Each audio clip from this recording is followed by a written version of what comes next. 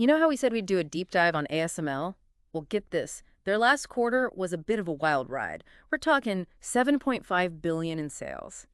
They blew past their own projections. Yeah, it really makes you think because at first glance, you see those numbers and you think, wow, that's great news. They smashed their sales goals, right? Driven by huge demand for their DUV systems and that installed base management stuff, which is basically just fancy talk for service and upgrades on existing systems. But, and this is where it gets interesting, Okay, you've got me hooked. What's the catch? they also decided to lower their outlook for 2025, and not just by a little bit. Initially, they were projecting something like 30 billion to 40 billion in revenue, but now they're aiming for the lower end of that, between 30 and 35 billion.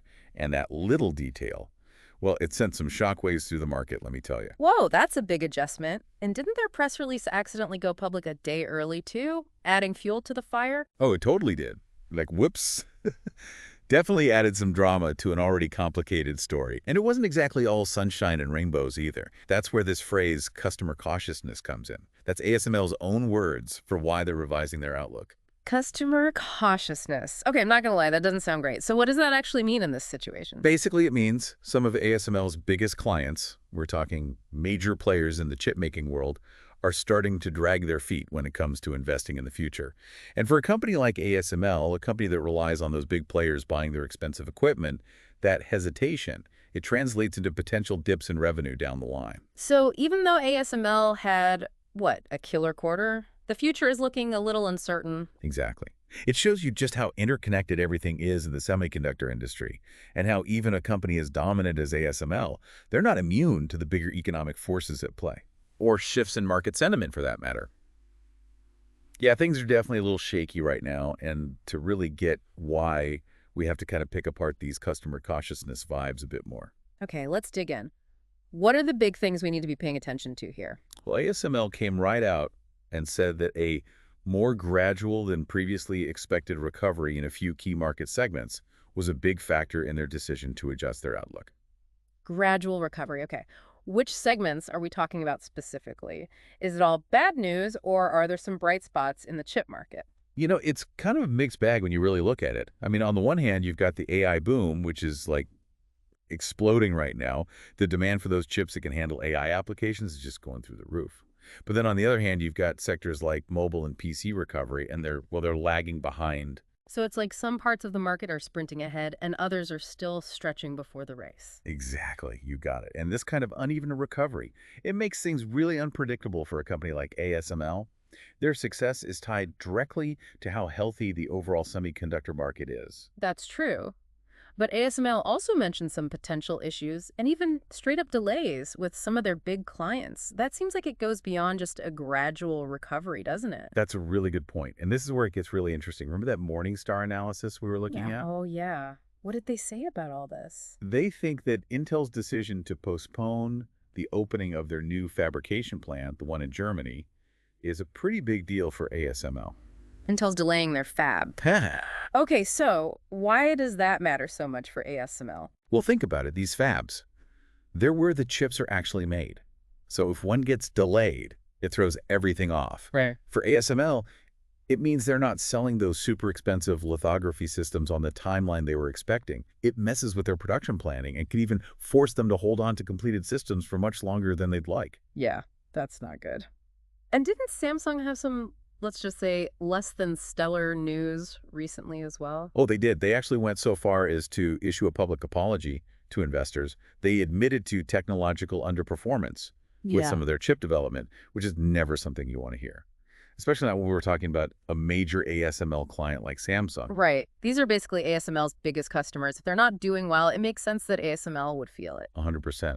And this leads us to a whole other layer of, well, complexity. ASML's expectations for their business in China. They're saying they think their revenue from China will land around 20% of their total revenue in 2025. 20%? Wow. So that's a pretty big chunk of their business. What's the situation there right now? So for a while, ASML has been playing catch-up with a backlog of orders from China. Like they've had this huge to-do list. It seems like things are starting to get back to normal on that front. So the demand from China is still there, but it's evening out. Yeah, you could say that. But of course, there's a but. You also have to factor in the very real possibility of stricter export controls on chip-making technology. It's largely driven by geopolitical stuff, and it adds another layer of uncertainty to the whole situation. It's like they're juggling chainsaws while walking a tightrope, blindfolded. That's one way to put it. Yeah. And when you remember that those big players we were just talking about, Mhm. Intel, Samsung, when you remember that they're not looking so steady right now. It makes ASML even more reliant on the giants who are left, companies like TSMC, Hynix, Micron, right? Bingo. You Yeah. hit the nail on the head.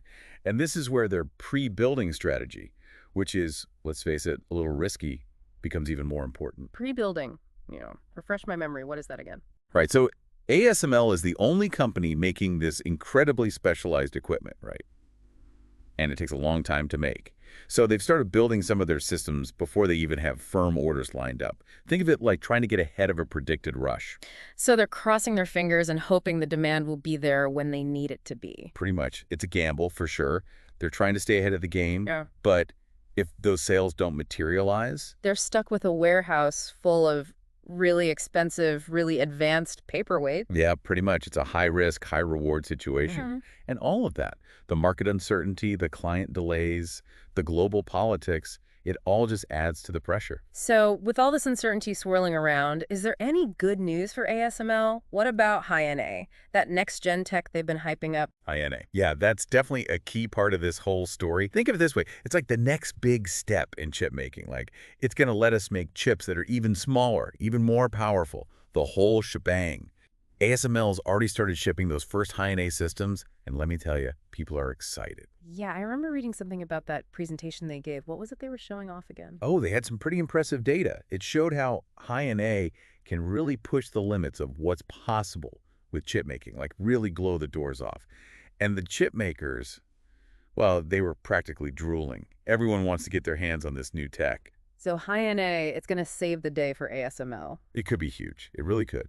But, and this is important, adopting a brand new technology, it takes time. This isn't something that's going to fix everything overnight.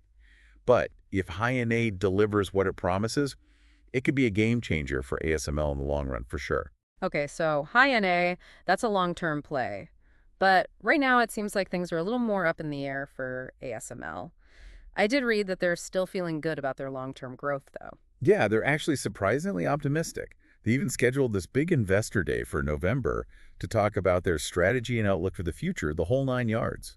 Interesting. So they're admitting that things are a little uncertain right now, but they're still confident about the bigger picture. Exactly. And here's the thing that I find really interesting, the thing that makes you really stop and think.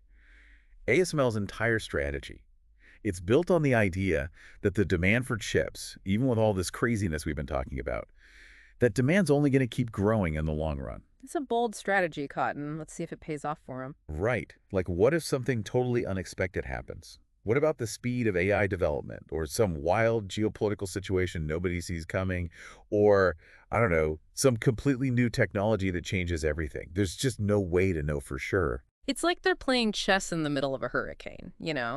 Doesn't matter how good your strategy is, there are just too many things happening around you that you can't control. Totally. And that's what makes ASML so fascinating to watch. They're like a microcosm of the whole tech sector, this blend of short-term uncertainty and massive long-term potential. Will their gamble pay off? Will they have to adapt yet again? Who knows? Guess we'll have to wait and see. Well, I'm marking my calendar for their Investor Day update, that's for sure. This has been quite the deep dive and quite the wild ride, just like ASML's recent performance. Thanks for joining me. I always appreciate your insights. My pleasure. Always happy to geek out with you about this stuff.